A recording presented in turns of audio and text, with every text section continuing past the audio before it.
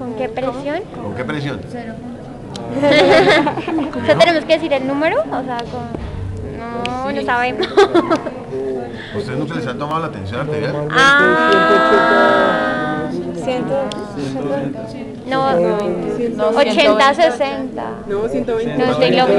La presión arterial normal es 130 sobre Eso, 80. 130 sobre 80. 130, ¿qué quiere decir? Sístole. Sí, pero ¿qué son 130? Milímetros de mercurio. Milímetros de mercurio.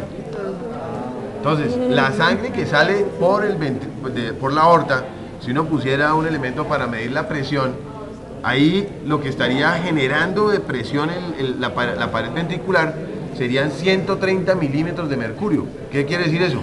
Que la sangre alcanzaría a igualar una elevación de una columna de mercurio de 13 centímetros. Entonces es una presión altísima. Recuerden la densidad que tiene el mercurio, y para poderlo levantar pues tendría que tener una presión muy elevada. Esa presión es la misma que uno encuentra en el brazo, es la presión sistólica. Entonces cuando ustedes le ponen a un paciente el manguito del tensiómetro, lo insuflan, pasan unos determinados valores de presión que están viendo en el manómetro y el paciente deja de tener pulso. ¿Por qué deja de tener pulso? Pues porque la presión que está haciendo el ventrículo izquierdo no es mayor que la que ustedes están poniendo en el manguito y eso colapsa la arteria. Pero si ustedes la van bajando, llega un momento en el que la presión del manguito es superada por la presión del corazón.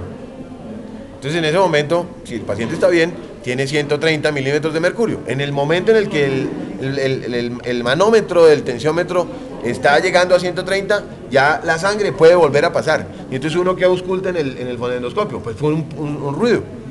¿Qué fue eso? Pues que pasó desde el momento en el que dejó de pasar sangre, empezó a pasar sangre. Y ustedes oyen y ven ahí, entonces pum, y hacia ahí también se mueve un poquito el manómetro.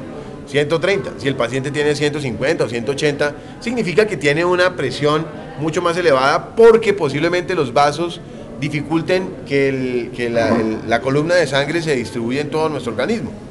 Entonces ya saben ustedes cuándo el paciente tiene la presión sistólica. Ese es el primer valor y es el valor más alto de la presión arterial. ¿Por qué después ustedes le dicen al paciente que tiene 80 milímetros de mercurio de presión diastólica? ¿Qué es eso? ¿Quién entiende eso? Se vuelve a dilatar. ¿Cuándo qué? Cuando vuelve a entrar la sangre. No entendí esa explicación. La dilatación. No sé si alguien la entendió, pero yo no la entendí. Cuando vuelve a entrar la sangre. No sé. Se dilata el ventrículo para que vuelva a entrar. Y se contrae. ¿No? Cuando se contraen las aurículas. Tampoco. No. No tiene nada que ver con eso. ¿Por qué deja de sonar? Porque ustedes están oyendo. ¿Se han tomado la atención o no? Porque les estoy hablando y no sé si han hecho eso alguna vez en su vida. ¿Sí? Entonces, ustedes van oyendo pam, pam, pam. Y ya no se oye nada más. ¿Por qué le dicen al paciente cuando ya no se oye nada más que esa es su presión diastólica? ¿Por qué? Porque ya deja de... ¿Se relaja quién? Se estabiliza el flujo, ¿no? El ventrículo. No es a nivel del ventrículo.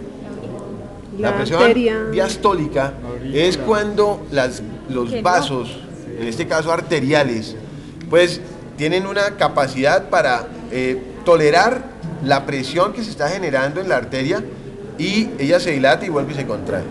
Ella se dilata y vuelve y se contrae. Pues las arterias tienen músculo, ¿no es cierto? ¿Y qué hace el músculo? Cuando viene la columna de sangre que está expulsada por el ventrículo, pues la arteria se dilata. Y cuando pasa la columna de sangre, la arteria empieza a contraerse. ¿Para qué? Pues para que la columna de sangre llegue más lejos. Eso es lo que hacen las arterias.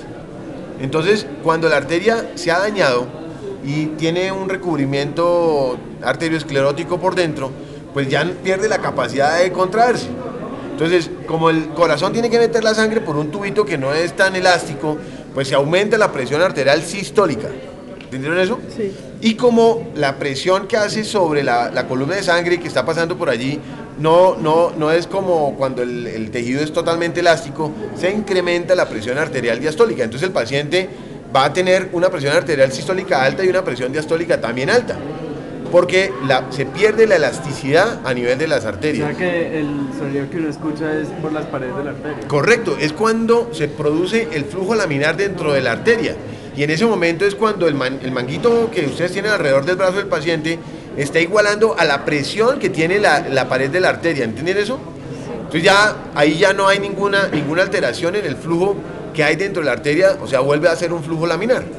Entonces uno ya no oye nada, que es como normalmente pasa. Si ustedes se ponen un fonendoscopio en una arteria, no van a oír nada, a menos que haya una turbulencia, a menos que haya algo que esté alterando el flujo de esa sangre en el interior de la arteria.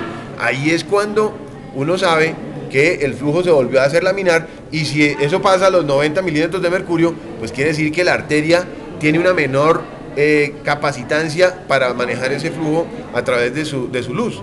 Si eso pasa a los 80, pues quiere decir que hay una mejor capacitancia, porque todavía la arteria permite que pase la sangre, se dilate y vuelve y se contrae para producir esa progresión de la columna sanguínea.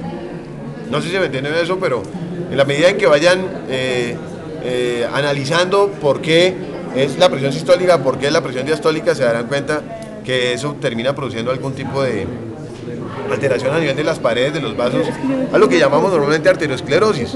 Es decir, que la placa interna de la arteria está como tapizada, que normalmente no debería estar tapizada de esos cúmulos grasos